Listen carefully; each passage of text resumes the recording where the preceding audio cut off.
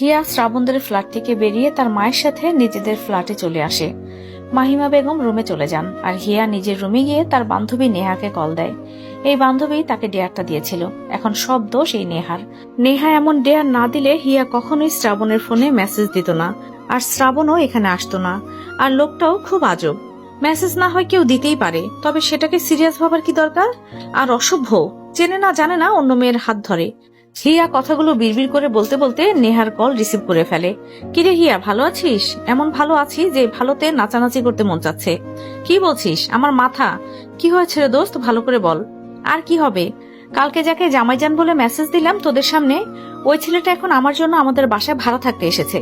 নেহা অবাক হয়ে বলে উঠল, কি বলছিস? মজা করছিস নাকি? এই, তোর কাছে আমার কথা মজা মনে হয়? তুই প্রাইভেট যাওয়ার সময় বাসায় আসিস, দেখাবো নে। এই ভাই, আসলে সিরিয়াস? আর এই সব তোর জন্য হয়েছে। তুই যদি ওইরকম ডেয়ার না দিতি তাহলে ওরকম কিচ্ছু হতো না। হিয়া এখন নেহাকে দোষারোপ করে ফোনটা কেটে দিল। মাথায় কিচ্ছু কাজ করছে না। এমন যে হবে তা তার কল্পনাতেই ছিল না। এখন যে করেই হোক এই ছেলে দুটোকে বের করতে হবে এখান থেকে। কিন্তু কি করে বের করবে? ভাড়া তো ও নিজেই দিয়েছে, বের করতে পারবে না সহজে। ওর ভাবনার মাঝেই ফোনটা টুম করে বেজে উঠল। স্ক্রিনে তাকিয়ে দেখলো আননোন নাম্বার। হিয়া বিরক্তি প্রকাশ করে ফোনটা রিসিভ করলো। হ্যালো বোজান, কি করছো? উফ, আপনি কি শুরু করলেন বলুন তো? আমার এসব পছন্দ নয়। পছন্দ নয়, পছন্দ হয়ে যাবে। ফোন রাখুন বলছি। রাখবো না।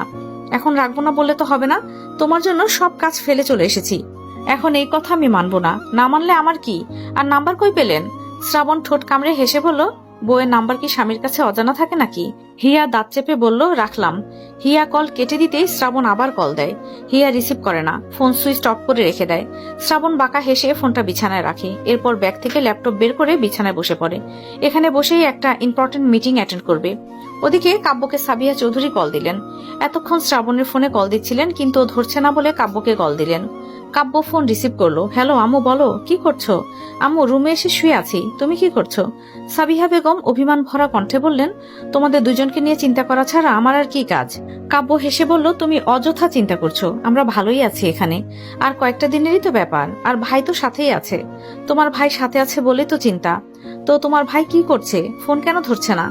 ভাইয়া তো অফিসের মিটিং করছে, তাই ফোন ধরছে না। ভাইয়ার কাজ শেষ হলে আমি বলে দেবো তুমি কল দিয়েছিলে। ঠিক আছে। আর ওখানে খাওয়া দাওয়ার ব্যবস্থা আছে তো? আছে, তুমি চিন্তা করো না। ঠিক আছে, এখন রাখছি তাহলে। আচ্ছা, ভালো থেকো। হিয়ার কথা অনুযায়ী নেহা ওদের বাড়িতে আসে। এর কারণ বলতে ওই ছেলেকে দেখতেই এসেছে। হিয়া রেডি হচ্ছিল। নেহা বাসার নিচে দাঁড়িয়ে অনবরত কল দিয়ে চলেছে, কিন্তু তার ফোন তো সে বন্ধ করে রেখেছে। নেহা শেষমেশ উপরে উঠে এলো। মাহিমা বেগমকে হিয়ার কথা জিজ্ঞাসা করতেই তিনি বললেন হিয়া রুমেই আছে, আর হিয়ার রুমে যেতে বললেন। নেহা হিয়ার রুমে ঢুকতে ঢুকতে বলে উঠলো, এই, তোকে কতবার কল দিচ্ছি, ধরছিলি না কেন? হিয়া পেছনে ফিরে বলল, আরে তুই এসেছিস আর ফোনটা বন্ধ করে রেখেছি রে। কেন? আর ওই লোকটা বারবার কল দেয়, তাই বিরক্ত হয়ে ফোনটা বন্ধ করে রেখেছি। নেহা বিছানায় বসে বলল, ফোন বন্ধ করে রাখতে হবে কেন? এর আগে বল ছেলেটা দেখতে কেমন রে, ওপরে গিয়ে দেখে আয়। তুই সাথে চল না একটু। হিয়া ঝাড়ি মেরে বলল, এই তুই যাবি? তুই সাথে চল না। আমি একা গিয়ে কি করব? তুই সাথে গেলে ভালো হবে। আমি যেতে পারবো না, আর আমার হয়ে গেছে, চল, না হলে প্রাইভেটে দেরি হবে। নেহা জেদ ধরে বিছানায় বসে থাকে, আজ ছেলেটাকে দেখেই যাবে। হিয়া ব্যাগ আর ফোনটা হাতে নিয়ে রুম থেকে বের হবে, ঠিক তখনই নেহাকে বলল, কি রে, আয় না। আমি যাব না। তোর আবার কি হলো? এদিকে আয় বলছি। হিয়া এগিয়ে এসে নেহার সামনে দাঁড়ালো। নেহা বলল, চল না একটু দেখে আসি গিয়ে ছেলেটাকে। আমি যেতে পারবো না, তুই গিয়ে দেখে আয়। আমি একা গিয়ে কি করব? ছাদে যাওয়ার বাহানা দিয়ে দেখে আসবি, যা। নেহা হিয়াকে ছাড়াই চলে গেল। ওদিকে শ্রাবণ একটা মিটিং শেষ করে আরেকটা মিটিং অ্যাটেন্ড করছে। কাব্য ড্রয়িং রুমে সোফায় শুয়ে শুয়ে টিভি দেখছে। খুব একটা ভলিউম দেয়নি, কারণ শ্রাবণের কানে টিভির সাউন্ড গেলে বকবে। নেহা তিনতলায় এসে দাঁড়িয়ে আছে, মেইন দরজা বন্ধ রয়েছে। এখন ছেলেটাকে দেখবে কি করে? নেহা মিনিট দুই ভাবাভাবির পরে আল্লাহ আল্লাহ করে দরজায় নক করে। কাব্য বিরক্তি প্রকাশ করে বসে থাকে। আবার নক করলে কাব্য উঠে দাঁড়ায়। দরজা খুলে নেহাকে দেখে বলে ওঠে, কি চাই? নেহা কাব্যর পা থেকে মাথা পর্যন্ত দেখতে থাকে। এটাই কি তাহলে ওই ছেলে শ্রাবণ? নেহা আমতামতা করে বলল, আপনারা শুনলাম নতুন এসেছেন। এতে কোনো সমস্যা? না না, সমস্যা হবে কেন? আসলে আপনাদের সাথে পরিচিত হতে এলাম।